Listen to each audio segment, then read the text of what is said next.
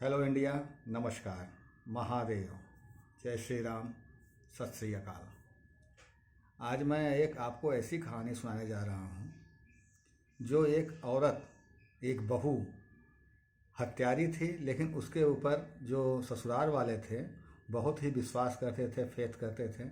उसको कभी ये समझे नहीं कि ये हत्या भी कर सकती है।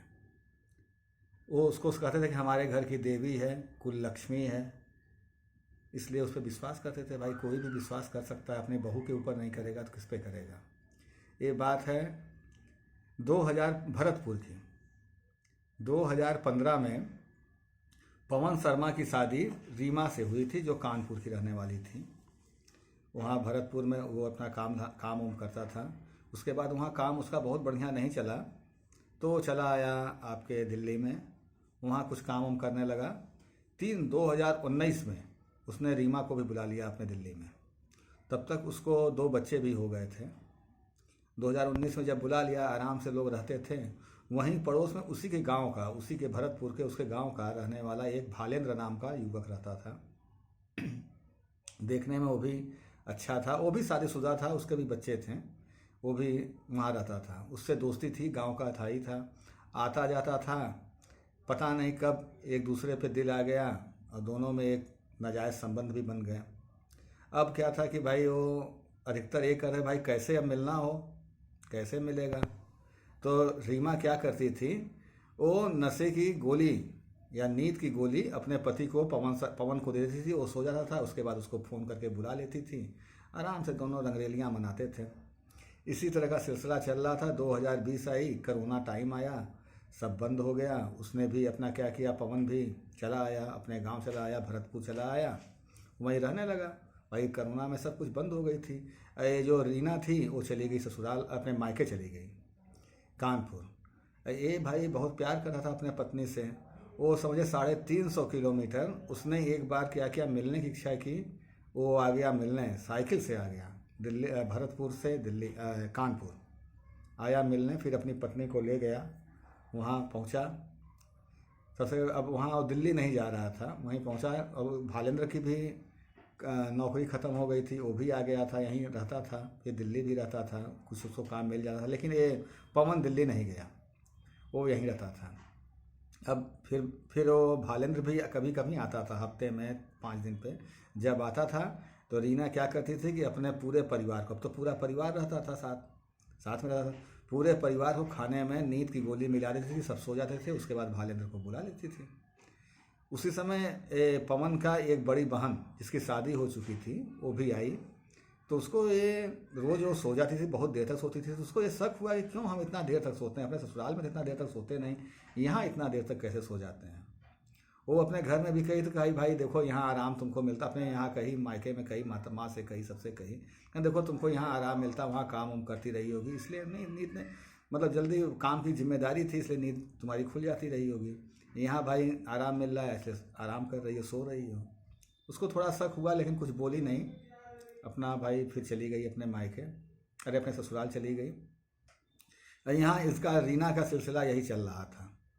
एक बार क्या हुआ कि रात के समय वो भालेंद्र गांव पे आया था, और उसके दिल्ली से एक दोस्त था, उसका नाम था दीपू, वो भी आया था साथ साथ। दोनों आए थे, अपने वहाँ रहे थे। उसने बताया कि मैं आ गया हूँ। ये रीना क्या की, रात के समय सबको नींद की गोली सबको खिला दी, वो सब सो गए।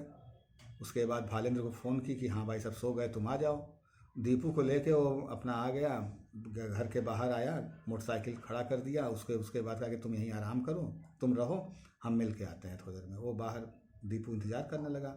ये दोनों भीतर, भालेंद्र भीतर चला गया। भालेंद्र और जब वो रीना मिल रहे थे, तभी उसकी पता नहीं कैसे पवन की नींद खुल गई, और उनको आपत्तिजनक स्थिति में देख के उसने विरोध करना शुरू किया। भाई विरोध किया, लड़ाई झगड़ा करने लगा। उसके बाद दोनों मिल के उसको बहुत मारे और गला दबा के मार डाले। अब सोचे कि अब क्या होगा। घर में इतनी चिल्लपों हुई, चिल्लाहट हुई, सब कुछ हुई, लेकिन कोई भी आदमी, सबसे कोई की नींद नहीं, सब तो नींद बेहोश थे, एक तरीके से समझिए नींद की गोली खाए हुए थे, सब बेहोश पड़े हुए थे, कोई को पता नहीं चला। उसके बाद वो सील से, जो बट्टा होता है, उससे उसका सर पे वार किए, वो और भी पूरा तरीके से वो मर गया। उसके बाद एक बोरा लाए, उसमें भरे, उसके बाद भरे और उसको लेके बाहर, उसका जो दोस्त था ना उसको भी बुला लिए थे मारने के लिए। वो दोनों मिल के मारे उसको, तीनों तीनों आदमी मिल के मारे, दीपू भी, भालेंद्र भी और रीना भी, ये तीनों मिल के उसको मार दिए। और ईंटे सील के बट्टे से भी मारे थे। उसको बोरा में भरे, दीपू पीछे बैठ गया, बीच में बोरा रखे, और वहीं भरतपुर में एक नहर है, उसी में पत्थर डाल दिए भीतर के, अगर कभी हो भी तो भीतर से बाहर ना आए, उसको वजन से नीचे दबा रहे, सड़ गल जाए लस, उसी में फेंक दिए। उसके बाद आए, वो चला गया दिल्ली अपना फिर काम पे। फिर आराम से सुबह उठी, वो जो एक प्रपंच होता है भाई, जो इस तरीके की महिलाएं होती हैं प्रपंच भी कर देती हैं कभी कभी, कि ये हमारा पति कहाँ चला गया, हमारा तो भाई ससुराल है भाई, कहीं चला गया होगा, आ जाएगा। अब वो माँ चिल्पों की है, रोग आ रही है कि हमारा पति कहाँ गया, मेरा पति कहाँ गया। फिर उसके बाद शाम एक दिन बीता, दूसरे दिन जाके पुलिस में किए, पुलिस वाले आए, ओझे ओझे सबसे देखे ओखे भाई, तो उसके मोबाइल की लोकेशन वहीं मिल रही थी घर में ही। वो कहे भाई इसका लोकेशन तो घर में ही मिल रही है, लेकिन उन्होंने पत्नी से भी सोचा कि रीमा से पूछताछ करें पुलिस वाले से। उसने ससुराल वाले कहा कि नहीं भैया, ये मेरी देवी है, मेरी बहू बहुत अच्छी है, ऐसा कभी कुछ नहीं कर सकती, इसलिए इससे पूछताछ ज़्यादा ना कीजिए, इसके ऊपर हमें कोई शक ही नहीं है, सॉरी शक ही नहीं है हमको। तो भाई उस पुलिस वाले ने नहीं सोचा।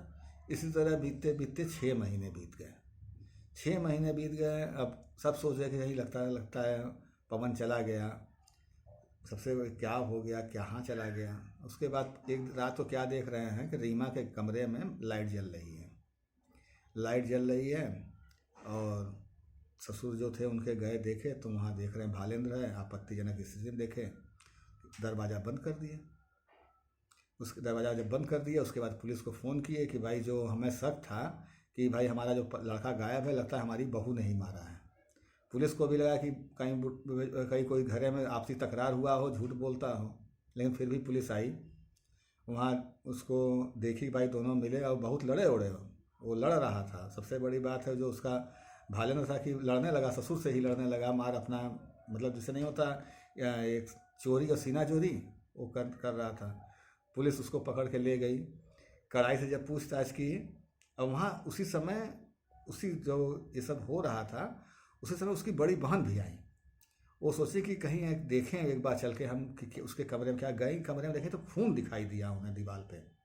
वो पुलिस को बताएं कि वहाँ खून दिखाई दिया, तो पुलिस आई, उसके बाद सख्ती से पूछताछ की, तो सब कुछ उन लोगों ने बता दिया कि ऐसे ऐसे हम लोग जब मिल रहे थे तभी पवन का नींद खुल गई, उसने विरोध किया तो हम लोग से लड़ाई हो गई, फिर मैंने दीपू को बुला लिया बाहर से, अब मिल के हम लोगों ने उसकी हत्या कर दी और लाश वहाँ फेंक दी।